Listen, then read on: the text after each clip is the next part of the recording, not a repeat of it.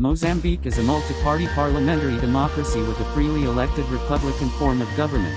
In 2019, voters re-elected as President Filipe Jacinto Nyusi of the ruling Front for the Liberation of Mozambique party with 73% of the vote in an election with many irregularities reported by observers. Several incidents of serious violence and intimidation occurred during the pre-election period. National and international observers considered voting generally orderly but expressed concerns regarding election irregularities. The National Police, the National Criminal Investigation Service, and the Rapid Intervention Unit are responsible for law enforcement and internal security. They report to the Ministry of the Interior. The Border Security Force, responsible for protecting the country's international borders and for carrying out police duties within 24 miles of borders, also reports to the Ministry of the Interior. The National Penitentiary Service has financial and administrative autonomy but receives policy oversight from the Ministry of Justice. The State Intelligence and Security Service reports directly to the President and is responsible for intelligence operations. The Presidential Guard provides security for the President, and the Force for the Protection of High-Level Individuals provides security for senior-level officials at the national and provincial levels.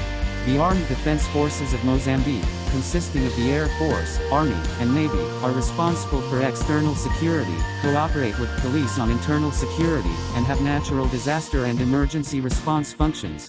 The President is Commander-in-Chief of these forces. Civilian authorities at times did not maintain control over security forces. There were reports members of the security forces committed some abuses.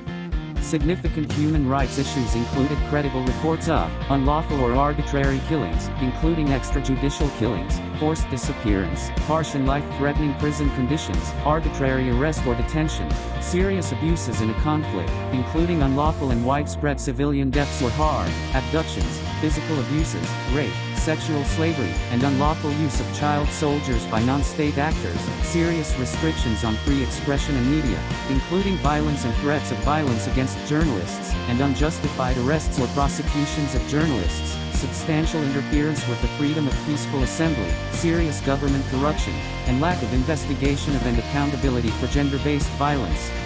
The government took steps to investigate, prosecute, and punish some officials who committed human rights abuses and engaged in corrupt practices. However, impunity and corruption among state security forces, law enforcement officers, and civilian authorities remained a significant problem.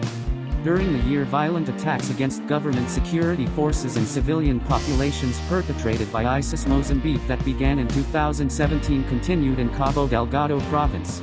In June, a series of attacks in southern Cabo Delgado province increased the number of internally displaced persons.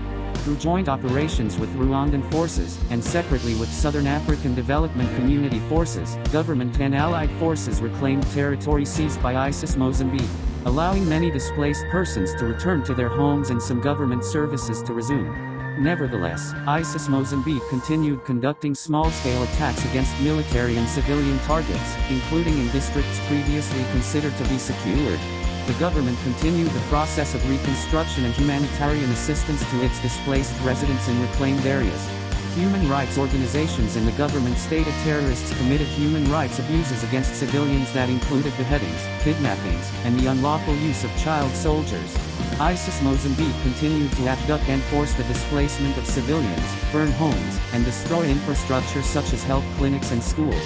Security force responses to this violence were sometimes heavy-handed, including allegations of arbitrary arrest and detention and extrajudicial killings of both suspected terrorists and civilians. Authorities investigated some reports of abuses, but few led to prosecutions.